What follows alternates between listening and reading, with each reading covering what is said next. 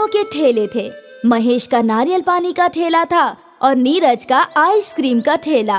रोज सुबह 9 बजे दोनों अपने ठेले को लेकर निकल जाया करते थे और फिर पार्क के बाहर अपना ठेला लगा दिया करते थे। महेश नेक दिल इंसान था जो दूसरों की मदद करता था। पार्क के बाहर एक गरीब भिखारी बैठा करता था। महेश उसके लिए रोज घर से खाना लाया करता था। ये लो चचा, ऊपर वाला तुम्हें बरकत दे बेटा। महेश को गरीबों की मदद करना पसंद था। वहीं नीरज खुदगर्ज था। अरे भाई महेश, ये तुम रोज रोज इस भिखारी को खाना क्यों लाते हो? ये तुम्हारा कोई रिश्तेदार थोड़ी ना है जो तुमने इसकी जिम्मेदारी उठा ली है। अरे भाई, बेचारा गरीब है, मुझसे बन पड़ता है, इसलिए इसकी मदद कर देता हूँ। लेकिन ये सब फिजूल के खर्चे हैं। तुम्हें तो पैसे की बचत करनी चाहिए भाई। वैसे भी तुम खानदान वाले हो, तुम्हारी बीवी बच्चे हैं। हाँ वो तो है, लेकिन इस छोटी सी मदद से मुझे नहीं लगता कि मेरा खर्च कम हो जाएगा। ऐसे भी गरीबों की मदद करना या ना करना, ये तो सबकी अपनी ख्वाहिश होती है। और उसी वक्त महेश के ठेले पर खरीदार आ गए। अरे भाईजान, 2 नारियल पानी दे दो। जी जनाब। महेश नारियल पानी दे ही रहा था कि दूसरे खरीदार आ गए और देखते ही देखते खरीदारों की कतार लग गई। कुछ ही घंटों में महेश के आधे से ज्यादा नारियल फरोख्त हो गए। ये सब नीरज देख रहा था। मालूम नहीं इसके नारियल पानी में क्या है, फौरन सारे नारियल फरोख्त हो जाते हैं और यहाँ मैं सुबह से खड़ा हूँ, मेरी तो एक भी आइसक्रीम फरोख्त नहीं हुई। नीरज को दिल ही दिल में महेश से हसद हो रही थी। दोपहर तक महेश के सारे नारियल खत्म हो गए और वो घर की जानिब रवाना हो गया और यहाँ नीरज हसद से राख हुआ जा रहा था। आज मैं इसका कुछ करके ही रहूंगा। रास्ते में महेश को एक और गरीब खातून नजर आई। अरे बेटा, कुछ खाने को दे दो। हाँ माँ, है ना। महेश ने बगैर सोचे अपना डिब्बा उस गरीब खातून को दे दिया।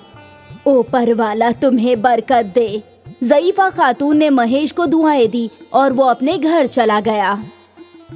रमा, आ गए आप? आज बहुत जल्दी आ गए। हाँ, सारे नारियल फरोख्त हो गए और हाँ, आज मैंने अपना डिब्बा एक मुफलिस ज़ईफा खातून को दे दिया। ठीक है, कोई बात नहीं। वैसे भी मैंने खाना पका लिया है, आइए साथ में खाते हैं। हाँ, ये हाथ गाड़ी यहीं लगा कर आता हूँ। ठीक है। रोज की तरह महेश ने वो हाथ गाड़ी अपने दरवाजे पर लगाई और घर के अंदर चला गया। शाम के वक्त महेश नारियल खरीदने के लिए निकला और उसने नारियल खरीदकर अपने घर के बाहर ही रख दिए। अरे रमा, आज तो रोज से दुगना नारियल खरीदा है। इतना सारा वजन उठाकर मैं थक गया हूँ, थोड़ी चाय बना दो। हाँ। उसी वक्त नीरज अपना आइसक्रीम का ठेला लेकर घर पहुंचा। नीरज ने वहां रखे नारियल देखे और हाथ गाड़ी भी, और उसके खुराफाती दिमाग में मंसूबा बन गया। अब देखता हूँ तू कैसे पैसे कमाता है। रात को सब जब सो रहे थे तो नीरज खामोश कदमों से अपने घर से बाहर आया। उसने महेश के घर के बाहर रखे सारे नारियल और उसकी हाथ गाड़ी उठा ली।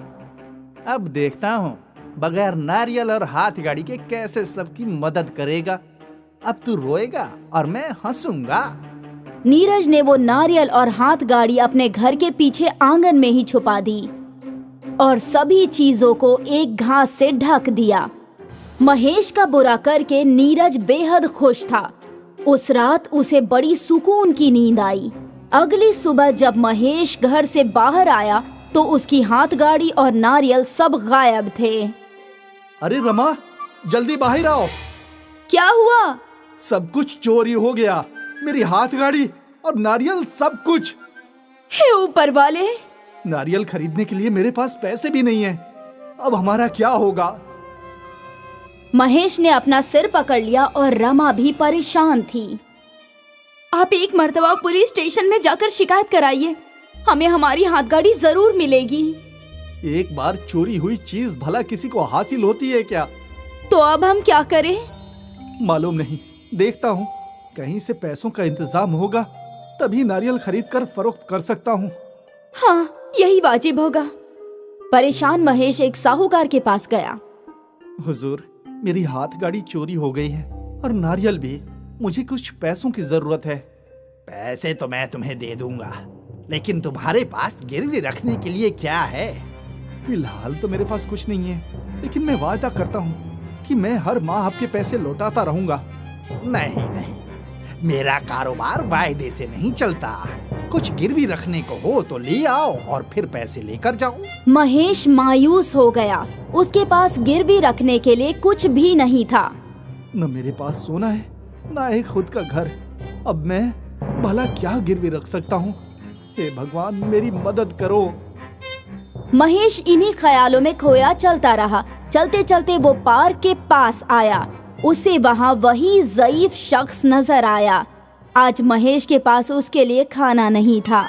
महेश ने पास के ठेले से कुछ समोसे खरीद लिए और फिर उस गरीब को दे दिए। माफ करना, आज मैं तुम्हारे लिए घर से खाना नहीं ला पाया। कोई बात नहीं, आज तुम खुद परेशानी में हो बेटा। तुमने मेरे लिए इतना किया है, यही बहुत है। ये लो।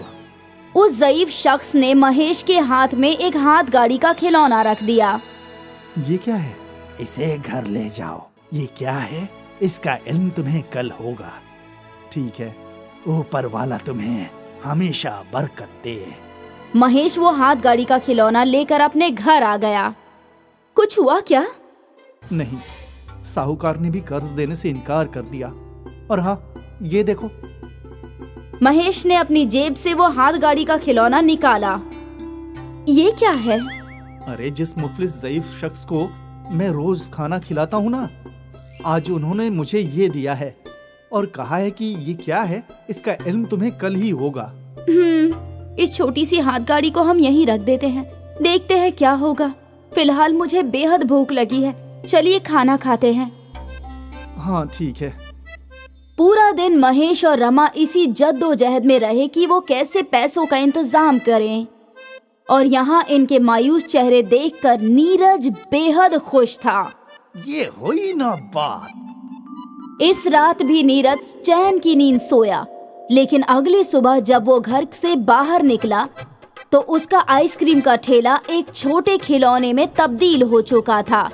और यहाँ महेश के घर में करिश्मा हो गया। जब महेश और रमा उठे तो उनके सामने एक नई हाथ गाड़ी थी जिस पर बहुत सारे नारियल थे। हे भगवान! वो छोटी सी हाथ गाड़ी इतनी बड़ी कैसे हो गई? कुछ वक्त बाद महेश अपनी नई हाथ गाड़ी लेकर बाहर निकला और ये देखकर नीरज ने अपना सिर पकड़ लिया। मैंने तो महेश का बुरा करना चाहा था, ऊपर वाले ने मेरे साथ ही बुरा कर दिया। नीरज ने महेश का बुरा चाहा, लेकिन महेश को जादुई नारियल का ठेला उसकी नेकी की वजह से हासिल हुआ। नीरज को अपने बुरे काम का बुरा फल मिला और महेश को अपने नेक काम का अच्छा फल। इसलिए कहते हैं, जैसा करोगे वैसा भरोगे।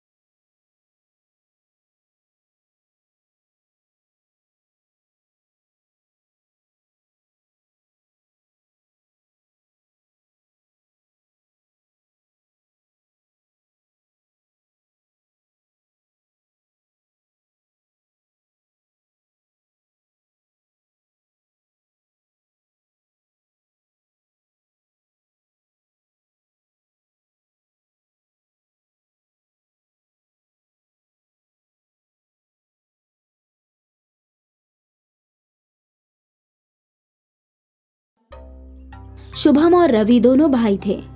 उनके वालिदैन के इंतकाल के बाद दोनों ने घर का बंटवारा कर लिया। आधे हिस्से में बड़ा भाई रवि अपनी बीवी के साथ रहता था और आधे हिस्से में शुभम अपनी बीवी साधना के साथ रहता था। जैसे घर का बंटवारा हुआ था वैसे ही दुकान का भी बंटवारा हुआ था। दुकान के बीच में एक दीवार खड़ी कर दी गई थी। आधी दुकान में रवि स्त्री का काम किया करता था और आधी दुकान में शुभम और साधना ढाबा चलाया करते थे। आ गई बहू, मैं तुम्हारा ही इंतजार कर रहा था। आपकी चाय मैं अभी चढ़ाती हूँ जेठ जी। हाँ हाँ। रवि और शुभम दोनों भाइयों में कोई रंजिश न थी। दोनों एक साथ हंसी खुशी रहते थे। भाईजान कल सुबह घर पे मुर्गा पकाने वाले हैं, आ जाना आप। हाँ हाँ, तेरी भाभी से छुप कर आ जाऊंगा। अरे जेठ जी, मैं आपके लिए और भाभी के लिए भी मुर्गा पका दूंगी। ना ना ना ना, ऐसा ना करना। मैं अपनी बीवी को बखूबी जानता हूँ।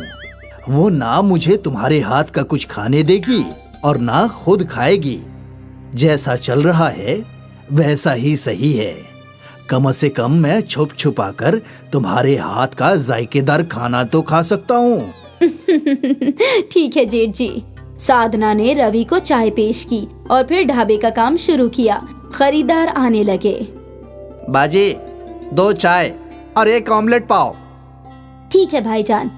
साधना किचन संभालती और शुभम खरीदारों को। दोनों मिलजुल कर काम करते थे। सुबह से शाम तक उनका ढाबा चलता रहता और फिर शाम के समय साधना सबके लिए नाश्ता बनाती। जी जी आइए, मैंने आपके लिए स्पेशल अंडा भुर्जी बनाई है। अभी आया। साधना, रवि और शुभम एक साथ बैठकर नाश्ता किया करते थे। खुश रहो बहू, तुम्हारे जैसी बहू हर खानदान को मिलनी चाहिए। तुम जैसे शुभम की मदद करती हो, मैं भी सोचता हूँ कि काश गायत्री भी मेरी ऐसे ही मदद करती।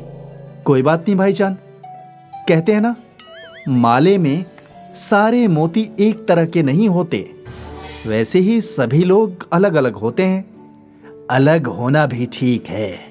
गायत्री को तो बस लड़ना झगड़ना आता है। शादी के बाद तुमसे लड़कर बंटवारा करा दिया और अब तुम अलग हो गए हो तो मुझसे लड़ती है। मेरी तकलीफ मैं ही जानता हूँ। मेरी छोड़ो, तुम दोनों के लिए मैं बेहद खुश हूँ। ऊपर वाला तुम दोनों को कामयाबी अता फरमाए। शुक्रिया जेठ जी। भाईजान कल दोपहर में घर आना मत भूलना। वो तो मैं कभी नहीं भूलूंगा। साधना के हाथ का पकाया जायकेदार मुर्गा कैसे छोड़ सकता हूँ। अगली दोपहर अपनी बीवी से छुपते छुपाते रवि शुभम के घर आया। अरे बहू बहू, जल्दी खाना लगाओ। गायत्री को झूठ बोलकर निकला हूँ कि दोस्त के घर खाना खाने जा रहा हूँ। अभी पेश करती हूँ जेठ जी। साधना ने तीनों के लिए खाना पेश किया और फिर तीनों ने मिलकर हंसी मजाक करते हुए नोश फरमाया। ऐसे ही तीनों एक साथ खुश रहा करते थे। एक रोज शुभम शहर से सामान लाने जा रहा था। भाईजान मैं शहर से सामान खरीदने जा रहा हूँ, आप जरा साधना का ख्याल रखना। ये भी कोई कहने की बात है। रुको, 10 मिनट में काम खत्म करके वहीं चला जाता हूँ। इसकी कोई जरूरत नहीं है, साधना तन्हा संभाल लेगी भाईजान। हाँ हाँ मुझे इल्म है, लेकिन मैं भी उसकी मदद करना चाहता हूँ। तू जा, हम देख लेंगे। ठीक है भाईजान। शुभम चला गया और फिर रवि अपनी दुकान छोड़कर ढाबे में काम करने चला गया। रवि कस्टमर्स की प्लेट उठाने लगा। अरे जेठ जी रहने दीजिए, मैं करती हूँ। तुम जो कर रही हो वही करो, मैं हूं ना। थोड़ा काम मैं भी कर लूंगा और इसी बहाने तुमसे गुफ्तगू भी हो जाएगी। वो भी है। ढाबे पे कस्टमर्स आते गए और साधना ने रोज की तरह किचन संभाला और रवि ग्राहकों को देखने लगा। सब कुछ सही चल रहा था कि यकायक गैस खत्म हो गई। अरे रे रे रे, ये भी अभी होना था। क्या हुआ बहू? जेठ जी, गैस खत्म हो गया है। ग्राहकों का ऑमलेट का ऑर्डर है। अब मैं क्या करूं? लगता है अब ग्राहकों को वापस भेजना होगा। नहीं नहीं, ये तो बिल्कुल सही नहीं है। तुम एक काम करो, ऑमलेट बनाने के लिए अंडे मिक्स करो, बाकी तुम मुझ पर छोड़ दो। साधना ने ग्लास में अंडा फोड़ा और उसमें नमक और मसाला, प्याज, मिर्च डालकर मिक्स करने लगी। रवि अपने दुकान से एक नई इस्त्री लेकर आया। इस इस्त्री का क्या करेंगे जेठ जी? तुमने वो बिजली से चलने वाला चूल्हा देखा है ना? जैसे वो होते हैं वैसे ही ये इस्त्री है। तुमने जो ऑमलेट मिक्स किया है वो इस इस्त्री पे डाल दो। क्या ऑमलेट बनेगा? कोशिश करके देखते हैं। रवि ने इस्त्री की वायर बोर्ड में लगाई और जब इस्त्री गर्म हुई तो साधना ने उल्टी इस्त्री पर अंडे का ऑमलेट घोलकर डाल दिया और वो अंडा पकने लगा। देखा? करीब 2 मिनट में ऑमलेट पक गया। साधना ने ऑमलेट को प्लेट में परोसा और ग्राहक के पास ले गई। अरे, ये कैसा ऑमलेट है? मुसल्लस शक्ल का।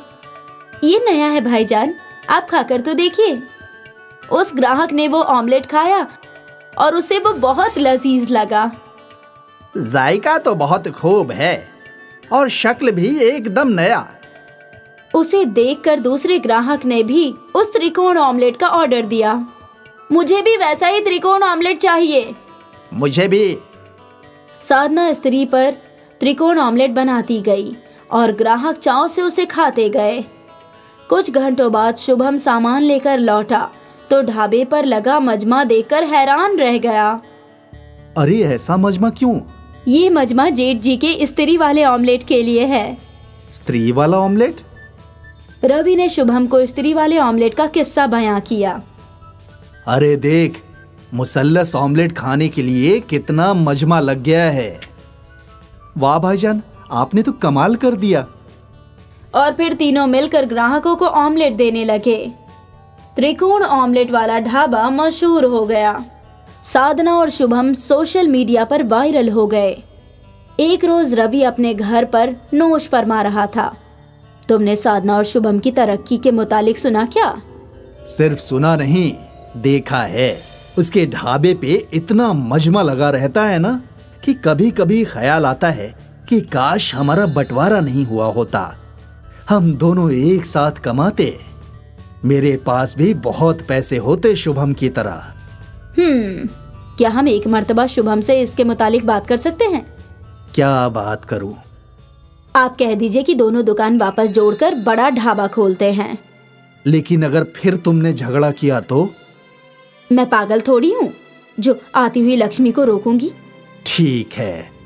रवि तो दिल ही दिल में बेहद खुश था। वो तो कब्ल से ही यही चाहता था। कुछ रोज बाद दोनों दुकानें जुड़ गई और ढाबा बड़ा हो गया। शुभम, रवि और साधना मिलकर ढाबा चलाने लगे। इस्त्री वाले ऑमलेट की वजह से न सिर्फ उनकी आमदनी में इजाफा हुआ बल्कि उनका बिखरा हुआ खानदान भी फिर से एक हो गया था, जिसमें सविता नाम की एक खातून और उसके फर्जंद थे। अपने शौहर के अचानक इंतकाल के बाद घर का पूरा बोझ सविता पर ही आ गया था। 2 फर्जंदों की परवरिश और पढ़ाई लिखाई में ही उसकी सारी जिंदगी गुजर गई।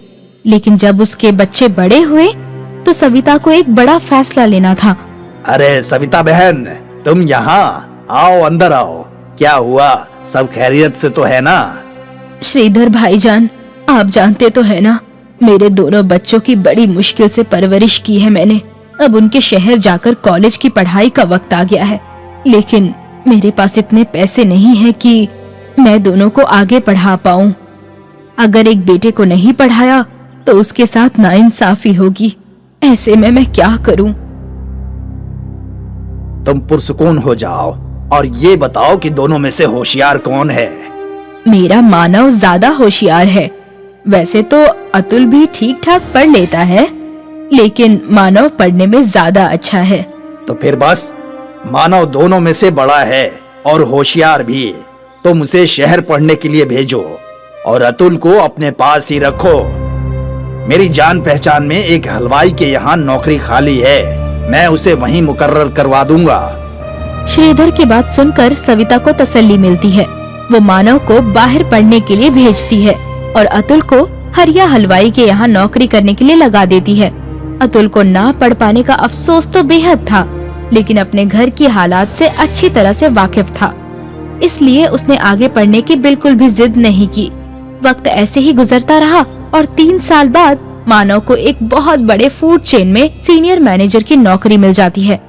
अम्मी, ये लो मिठाई खाओ। मेरी प्लेसमेंट एक बड़ी फूड चेन में मैनेजर के लिए हो गई है। किसमें हो गई है? फूड क्या? फूड चेन में अम्मी, जब कोई शख्स अपने होटल अलग अलग शहरों में खोल लेता है उसको फूड चेन कहते हैं, है ना भाईजान? बिल्कुल सही फरमाया तूने। 5 सितारा रेस्तरां में अम्मी बहुत अच्छी तनख्वाह मिलेगी। धीरे धीरे हम सब शहर में शिफ्ट हो जाएंगे। थोड़े महीनों में मानव की तरक्की जूनियर से सीनियर लेवल पर हो जाती है और वो अतुल और सविता को शहर ले जाता है। अम्मी, कल मेरे बॉस रात को खाने के लिए आ रहे हैं। जब मैंने उन्हें बताया कि मैं अपने पूरे खानदान को यहाँ ले आया हूँ तो वो बेहद खुश हुए। अरे वाह, तो बुला ले उन्हें, आखिर हम भी तो मिले तेरे बॉस से।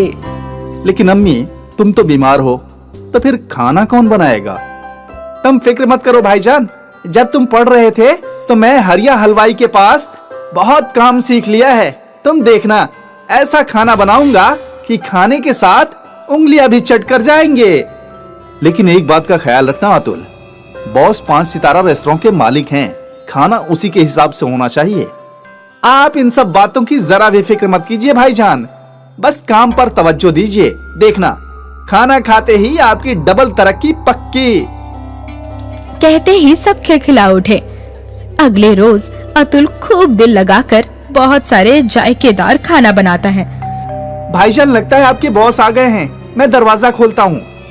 नहीं नहीं अतुल, तू रहने दे। बॉस क्या सोचेंगे कि कैसे कपड़े पहने हैं इसके भाई ने। मैं खोलता हूँ दरवाजा।